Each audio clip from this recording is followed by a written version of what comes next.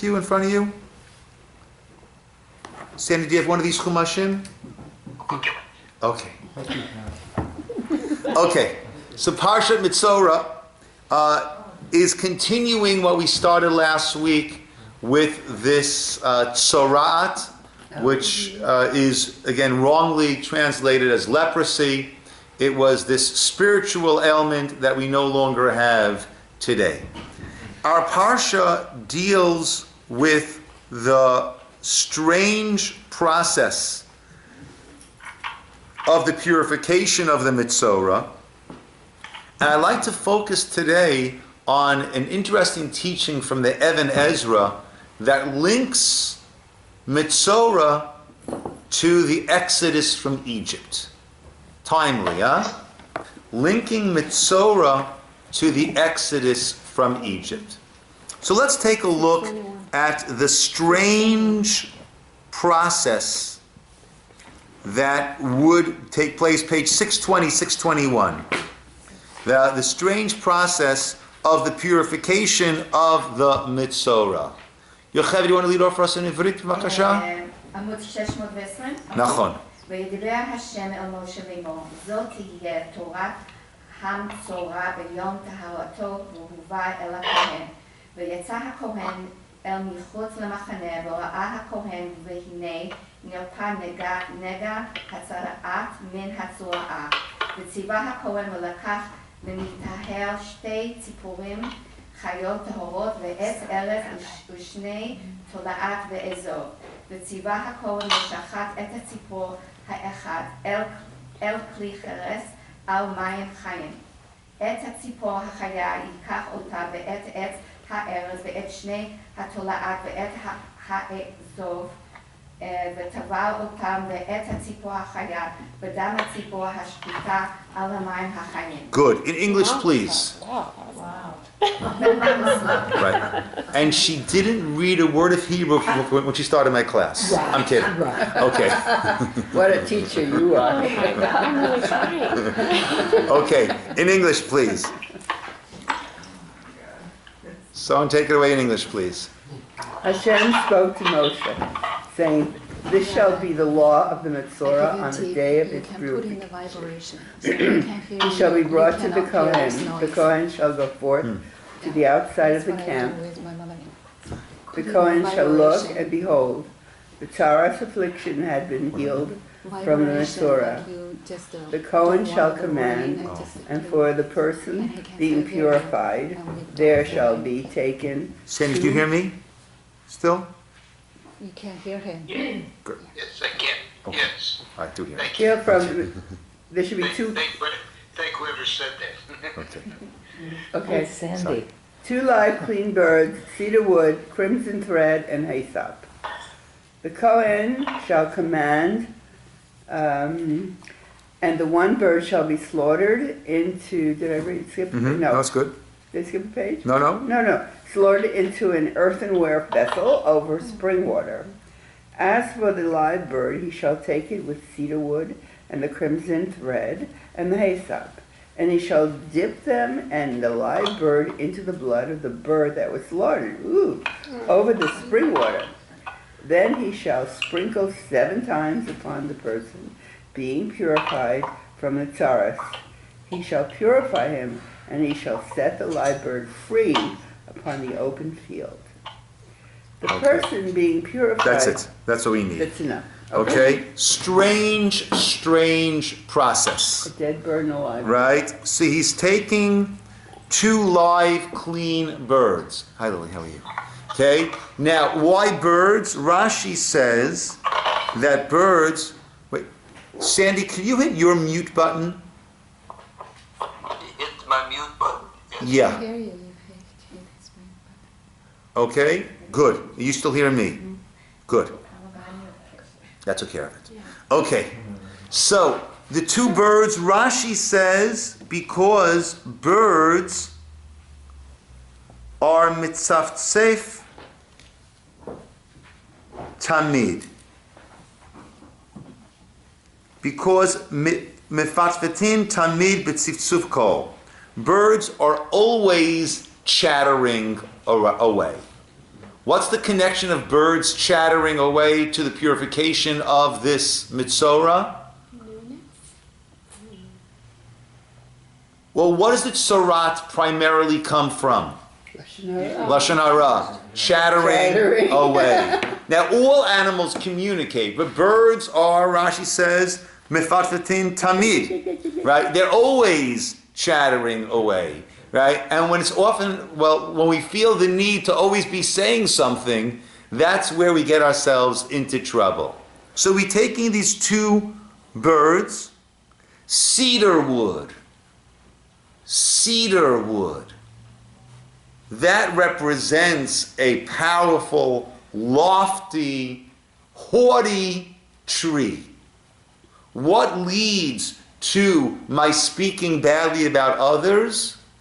A certain haughtiness, a certain ga'ava that I have, right? Either that I enjoy putting other people down, or, right, or similarly, I feel better about myself and my inflated ego when I speak about the lackings, the deficiencies of other people, right?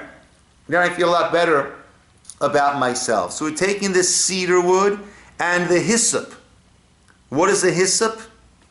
It's a lowly bush, right? So the idea is that in order to correct ourselves, we need to go from being haughty to being humble. Okay, now one bird should be slaughtered into an earthenware vessel over spring water, and the other bird is set free. Very interesting. So what might be this message of one of the birds being slaughtered and the other bird being set free? So I believe it's over here where the Zohar says there is this concept of Lishna Bisha and Lishna Tova, which means Lashon Hara and Lashon Tov. Speaking badly and speaking well. And we've mentioned many times, people mistakenly think you're not allowed to talk, right? And you can't say anything bad, you can't say anything good. And that is incorrect. You can't say anything bad, and you should say things that are good. So one of the birds gets slaughtered. The other bird gets freed. Meaning there's certain speech which must be slaughtered, which must be not given, life cannot be given to it. It can't continue to be given life. And there is certain speech that send it out. Absolutely. It should be utilized. It should be shared. It should be given. That's the two birds over here. Now, granted, if I know that you don't like Horatio, then I should not speak glowingly about Horatio in front of you, because that's going to incite you to say something about him. Or I shouldn't go over the top about speaking about someone, because then I'm initiating a response of, listen, the person might be great, but it's not that great. You know that he does this or she does, right? So you don't want to go overboard, but we are supposed to be engaged in Lishna Tova, in speaking well, speaking nicely about people, about situations, about God. That we certainly are supposed to be engaged in. Now, but what's happening over here? So we're taking the cedar wood, the crimson thread and the hyssop, and we are dipping them and the live bird into the blood of the bird that was slaughtered, and then we sprinkle that 7 times upon the person being purified. Do we have anywhere else that we have a somewhat similar process to that? I was thinking about the two what are the 2 lambs? One they throw over the cliff and one they keep. Oh, they don't slaughter. But where do we have a dipping into the blood? The The goats, I was thinking, the two goats. Okay. We find that by Yosef, and we also find it by Pesach. Right? The Korban Pesach. Right? Take a look on page 351, page 350.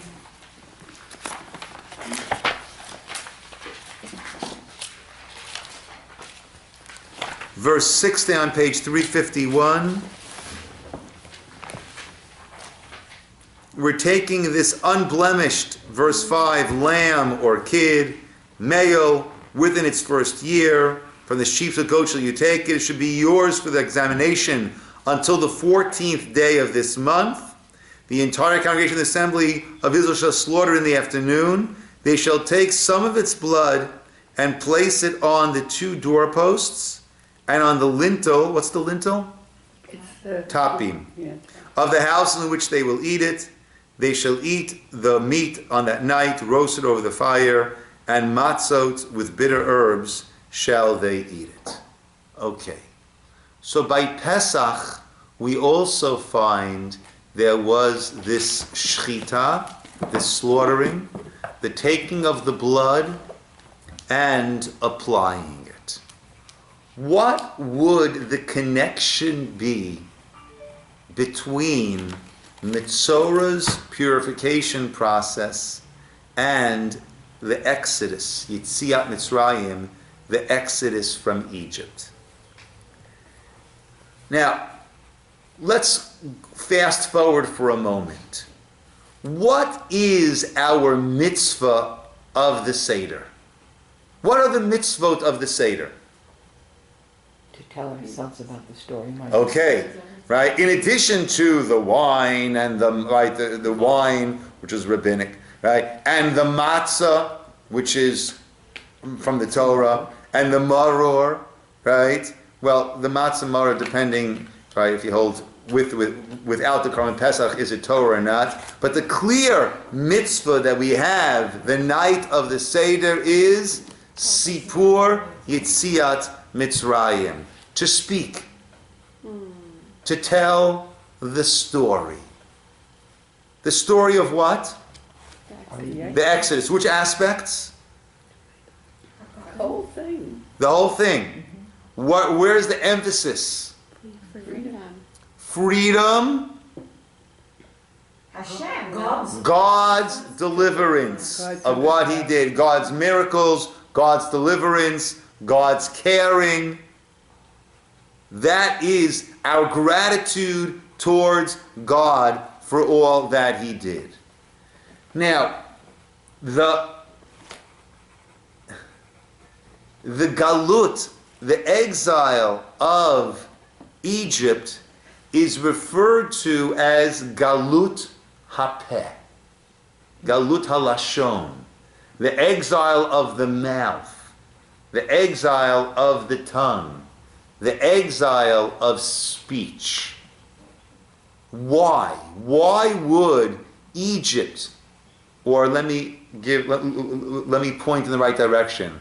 Why would our descent to Egypt and our being in Egypt, how is that related to speech? Go back to the very, very start. Let's go back to Bereshit. What brought us down to Egypt? Famine. Famine. Why to Egypt? They had food. They had food. Who was there in Egypt? Joseph. Why was he there in Egypt? Because he had been sold. He had been sold. Why had he been sold? Jealousy. Why was there jealousy? The father seemed to favor one of And the pasuk tells us, Joseph caused it though. okay, By telling his brothers okay, and so on, and telling his father about how they were eating the meat that he didn't think was proper. sorry, Parsha Vayesh.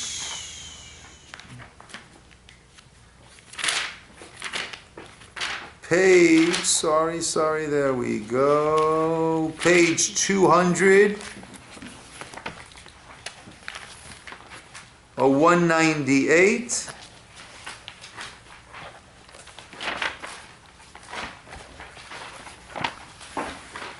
199. Someone take that first, please, in the English. Jacob settled in the land of his father's sojournings in the land of Canaan. These are the chronicles of Jacob.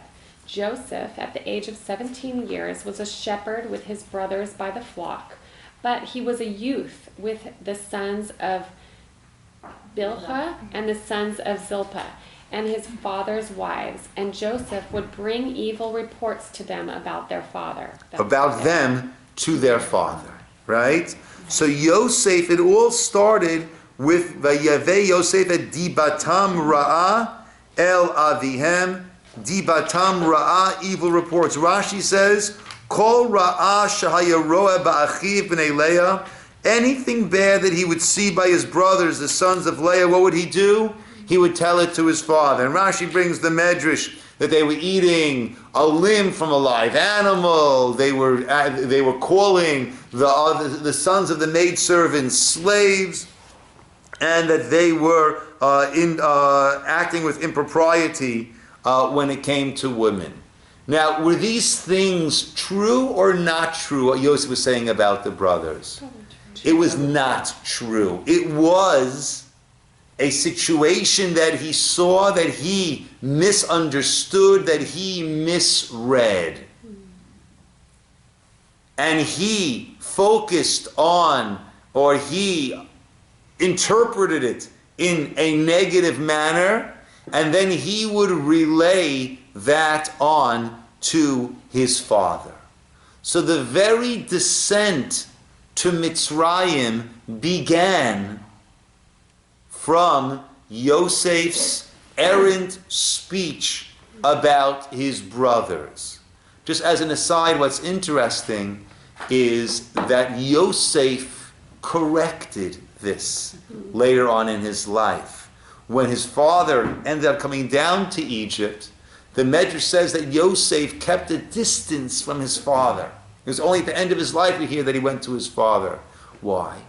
Because he knew if he spends a lot of time with his father's going to say, so tell me exactly what happened on that day when I told you to go check on your brothers. Exactly what happened. And Yosef didn't want to tell his father exactly what happened. But it all started in Mitzrayim because of this dibur ra'ah, this dibatam ra'ah, which is taking events, interpreting them in a negative fashion, and sharing our interpretation of those events with others. Let's go now to Shemot. Let's go now to Egypt. Right, we're in Egypt now. And Moshe goes out and sees the pain of his brothers. And then what did he see? Page 298, 299.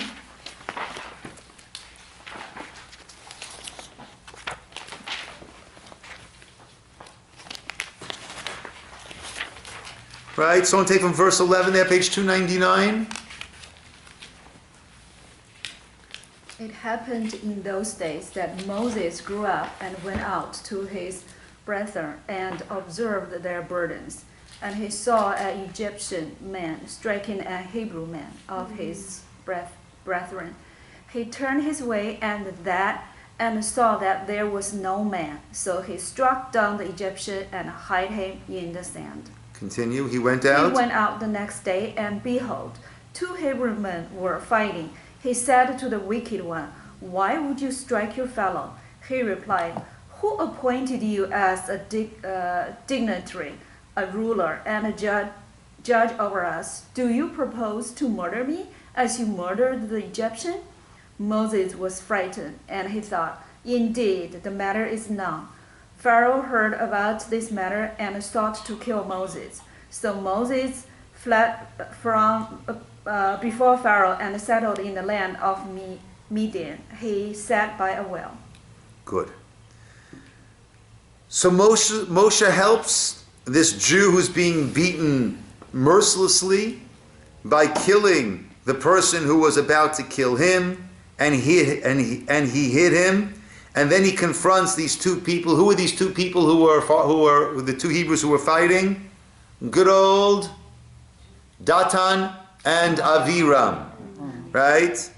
And they said, "Who made you, right? Who died and left you king, right? Will you kill us as you murdered the Egyptian?" Moses was frightened, and he said, "Indeed, the matter is known."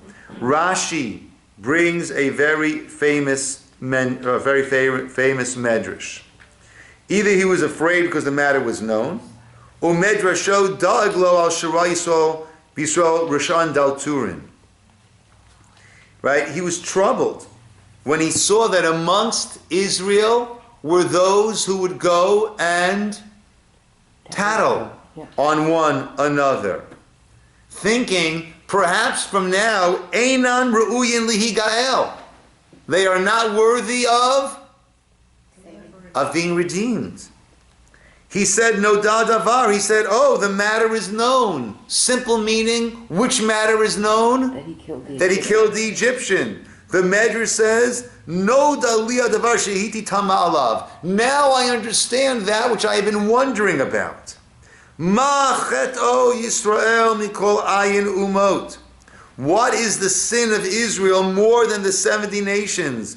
Liot nirdim ba'avodat parach, that they are being broken down with this harsh work. Aval ro'ani shehem ru'uyim lakach. Now that I see that they're telling on one another, now I understand why they're going through what they're going through. So what do we see here? What brought us down to Egypt in the first place? The very first step down to Egypt was Lashon Hara, was speaking badly. Remember, speaking Lashon Hara is saying the truth. Saying the truth, but it's derogatory. Right? And Lashon Hara really emanates more not from the mouth, but from the eye. Right? It comes from the eye. Meaning, it's how we perceive things. If we would be surrounded by wonderful people who do wonderful things, why would we ever speak badly?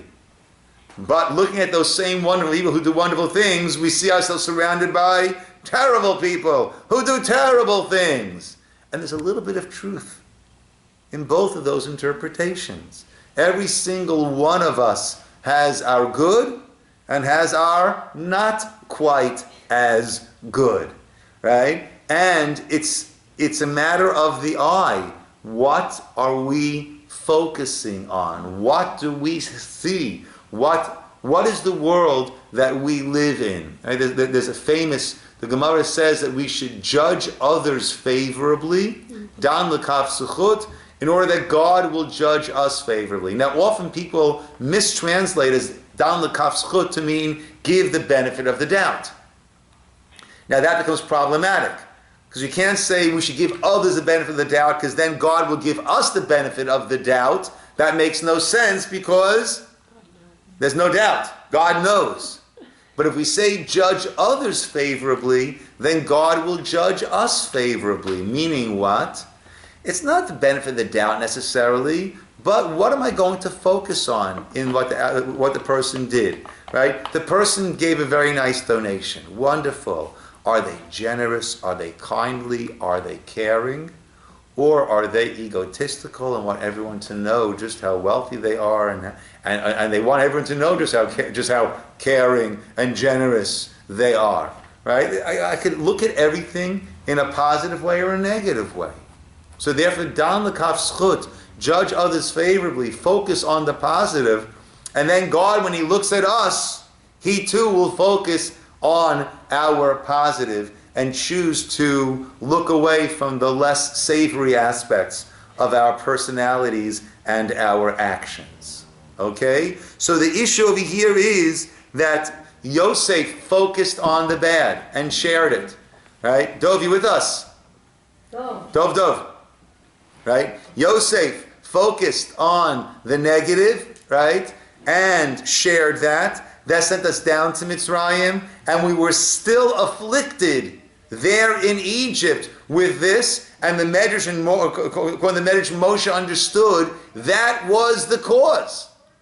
That was the cause of why we were still there in Mitzrayim. Now let's understand this for a moment.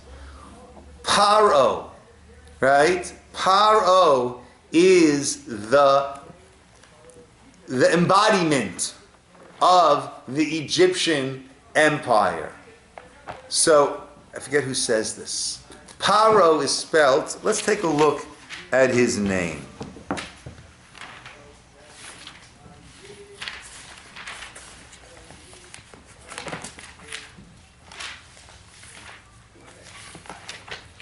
Well, we'll jump up ahead a little bit because we want to hear some words from him also.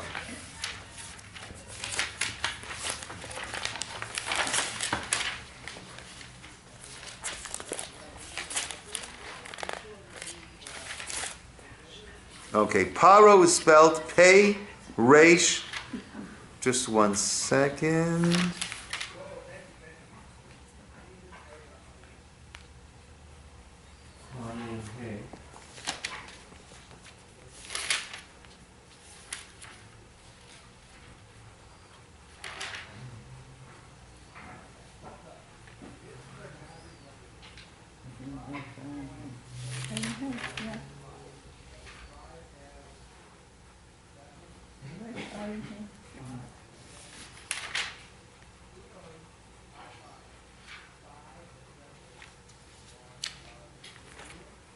Just 1 second. Okay, Paro is spelled Pei Reish Ayin Hey. We have it throughout, right? I'm sorry. What page you on? I'm on page 322. I'm looking for a certain pasuk, which I'm not finding right now.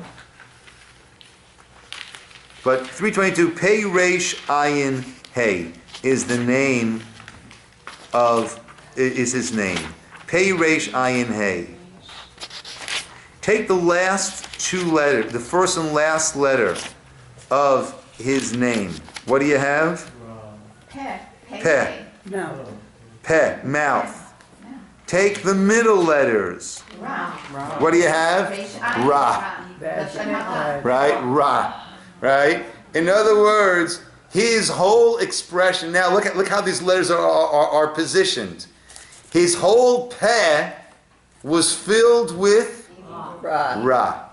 So good. Okay? Paro, his whole peh was filled with Ra. What do we hear from Paro? What do we hear from Paro throughout? Mi Hashem, where is that? I'm looking for that pasuk. Thank you. Right? Sorry, I was in the era. Right? Good. What we hear over and over, please take it, Yafi. You've earned it. Page 312. Take it in Hebrew. Vayomer.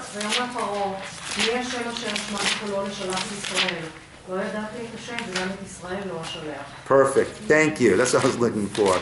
In English, please. Paro replied. And what did he say? Linda, take it. I'm sorry, I don't know where you are. Page 313, verse 2. Verse 2. Okay.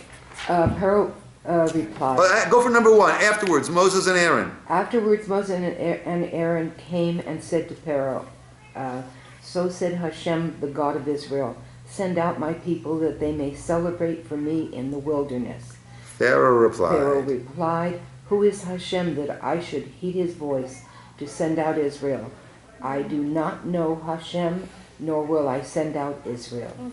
Okay. That is the Peh Ra of Paro. Meaning, who is Hashem? I don't know Hashem. Now, if we remember, when Yosef interpreted the dreams, right? So then, his wording was very differently over there. If we could just turn back for a moment, keep the place over here.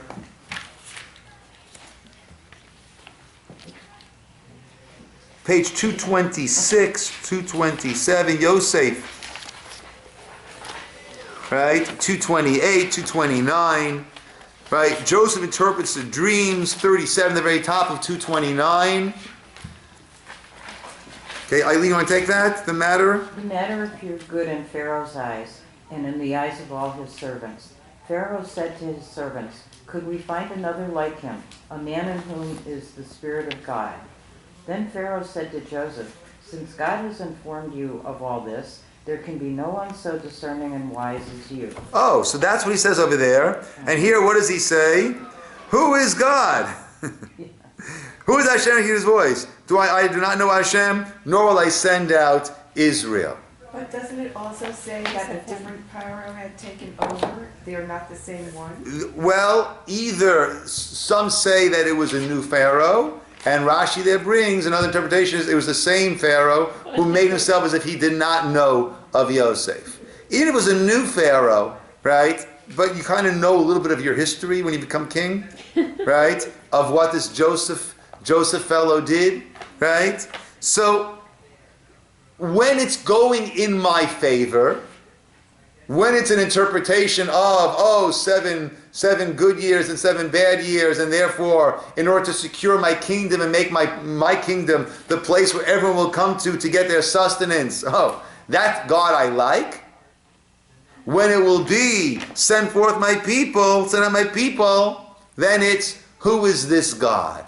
And throughout the plagues, what do we keep hearing from Paro? Who is God that I should listen to him? His heart keeps getting hardened. He hardens his heart. Meaning what? The mouth is meant to be the expression of that which we are feeling inside. Right? We take in from the outside world, and then we give out to the world through the mouth. That which we see, that which we interpret, that which we understand, that is what comes out from our mouth. Paro was all about ignoring God in the world, ignoring God's hand, ignoring God's involvement, and therefore ignoring God's directives. That was the peh ra, that peh that was just filled with ra. The only thing that came out from that mouth was a denial of God, a denial of God's power, a denial of God's involvement. That was the peh ra. And that we had also been involved with that. And we were under the dominion, under the control of this Paro. Now, famous Medrash, in what merit were we redeemed from Egypt? In the merit of what? We didn't change our names. No clothing. We didn't change our language. We didn't change our clothing. And we stopped speaking Lashon Hara, the Yalkut Shimoni says. Meaning once we understood the power of our words, and how our words are the interpretation of that which we see around us, then we were ripe and ready for the Geula. Pesach, Passover, right? But let's break the word Pesach by its syllables into 2 words. Pesach. What's peh? No. What is sach? Sicha? Conversation. To speak. Pesach is the... I'm sorry? It's spelled differently though. Yes, but we find that the sin and the samach are also interchanged. Those 2 letters. Okay? Pesach, at least phonetically, that's what it is, but even those letters are interchanged. Pesach is the mouth is going to speak. The Yetziat Mitzrayim needed to go from the peh ra of a paro, from the mouth that was filled with bad of a paro, to A Pesach, the mouth that's going to speak. What do we say at the Pesach Seder? Kol hamarbe l'saper b'yitziat Mitzrayim harei meshubach. The more one tells about Yitziat Mitzrayim, the more praiseworthy it is. Because this is meant to be an experiential, actually going through. It's not just what happened then, to feel it ourselves, to experience it ourselves. But we've got to train our mouths to speak about the positive. And the whole Seder is about the Nisim v'Niflaot, the wonders that God had performed, the wonders that God had done. And we're supposed to train ourselves to speak about that. That is the Yitziat Mitzrayim. So we find that we dip into blood and then we sprinkle. We dip into blood and sprinkle by the Metzora. The Metzora, understanding, going through his process of understanding about the power of speech and where it brought that person to. What happens to the Metzora? He gets sent out of the machane, out of the camp. Why is he expelled from the camp? Because he speaks badly. And therefore what? They don't want to be influenced. Therefore, he's not allowed to have social interaction. He can't have that social interaction. He comes back into the camp with this whole process. And our Yitziat Mitzrayim, our exodus from Egypt, was in a similar way with this dipping into the blood and what does blood represent? Life. Right? We are not allowed to eat the blood of an animal because that is what contains that life spirit. When we say that we became a living being, we saw this Targum last week or 2 weeks ago.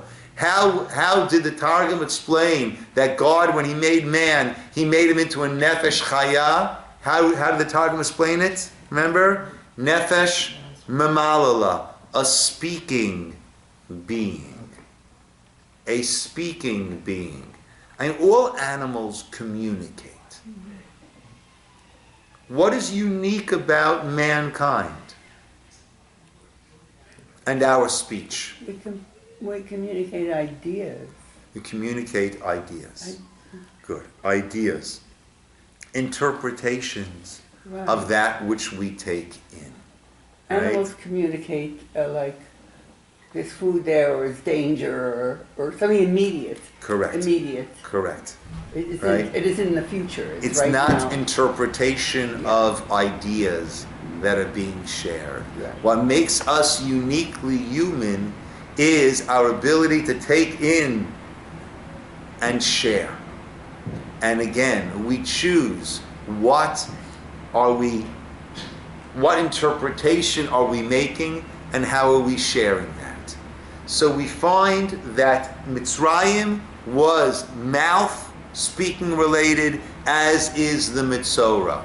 Now, the epitome of the king of Egypt is Paro, Pera. Who is the epitome? Who is the classic, the quintessential king of Israel? David, King David. Psalms. What is David? David is all about Psalms. David is Tehillim. What is Tehillim? Praising God. Tehillim is praising God. Now there's a very interesting medrash.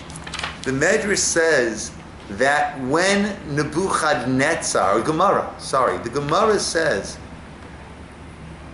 that when Nebuchadnezzar, he had made this idol and had everyone had to bow down to the idol. Hananiah, Mishael, and Azariah refused to bow down to the idol. They were thrown, and the punishment of anyone who would not bow down to the idol was they'd be thrown into a furnace. They were thrown into a furnace. Miraculously, they stayed alive. The Gemara says that when he experienced that, when he saw that, he started to say praises to God that put the praises of King David to shame. A malach came and slapped him in the face. That's what the Gemara says. I believe it's the Kutzker Rebbe who asks, if he was saying Tehillim that was greater than David's, why did the malach stop him? If he can say praises to God better than David's, all the power to him. And we should read the Tehillim of Nebuchadnezzar instead of the Tehillim of King David. Why did the malach stop him? Let him. Let him give his praises. Right? We say we're a meritocracy. May the best person win. His Tehillim is better, so be it. Why did the malach stop him? It cannot be better than the king. The epitome of- If he is, he is. If he is, he is. Does it have anything to do with the mouth who spoke these words? Meaning that mouth had been used for such other things. Yeah. It couldn't. Okay, interesting idea. Linda? That he was evil and saying these things, and he required a huge miracle to do it, where David just felt it all the time. Okay. Or does it have something to do with the line of Mashiach? Just Marjorie? Well, let Mashiach come from him then. Well, that we know. It has come from Yehuda. Right? So the Kutzka, right, usually the answer to the question is the understanding that the question was not a question. Right? Usually the answer is by decomposing that question. What was the question that we asked? If he was saying the greatest Tehillim, why did the malach stop him? The malach didn't stop him. What did the malach do? Slapped him in the face. David had many slaps in the face. David had many hardships. And that didn't stop him. Oh, it's no big deal to say your Tehillim when you witness an incredible miracle before your eyes. It's simple to say, if God has showed you all of this, who else should be the leader of the country but you? But when God says, send forth my people, then your response is, who's God? So it's easy to give the praise when you see the miracle. How about when you're in pain?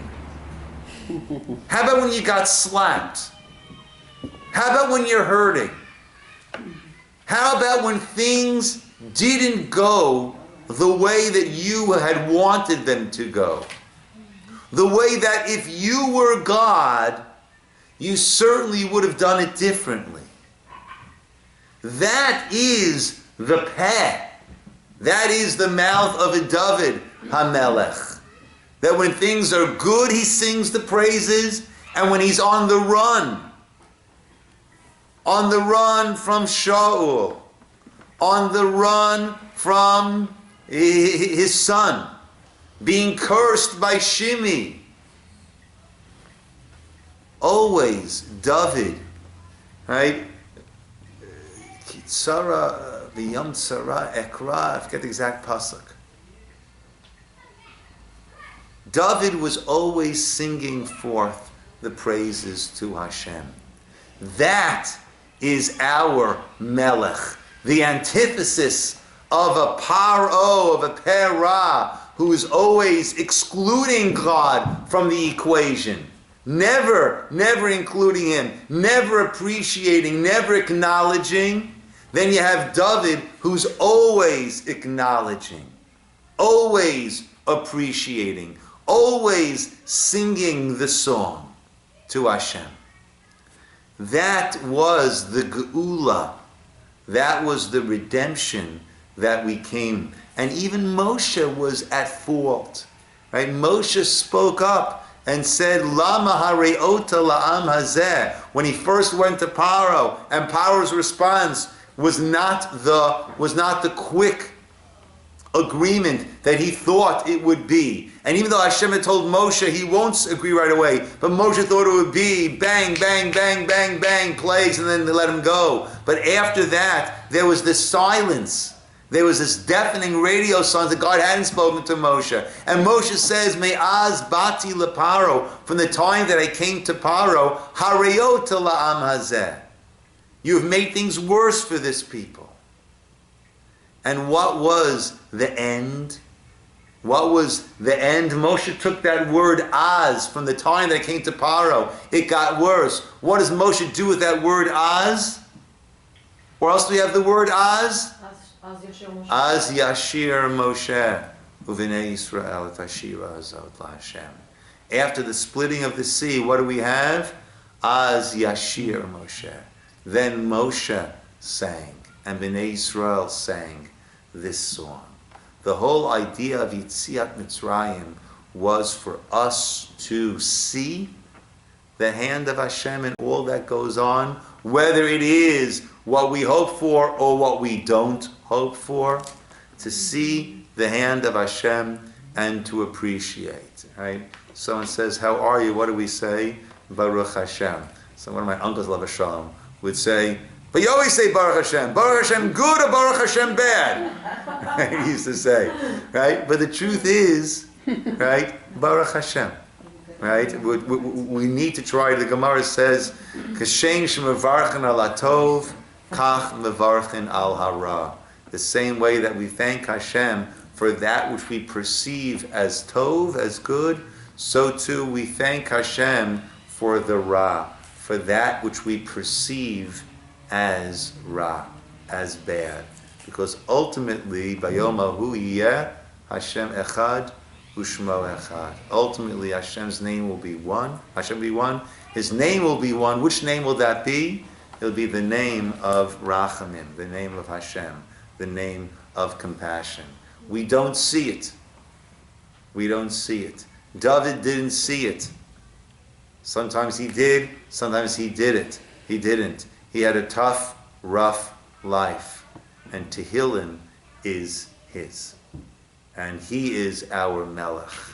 Mitzrayim has the same process as the Metzora, that we need to learn to open up our mouths. Our mouths should be expressions of Hashem's good, Hashem's kindness, Hashem's bounty, and expressions of our faith and belief in Hashem. Right? Emunah and bitachon. Emunah is belief in God. Bitachon is trust in God. When we say we trust in God, what do we trust?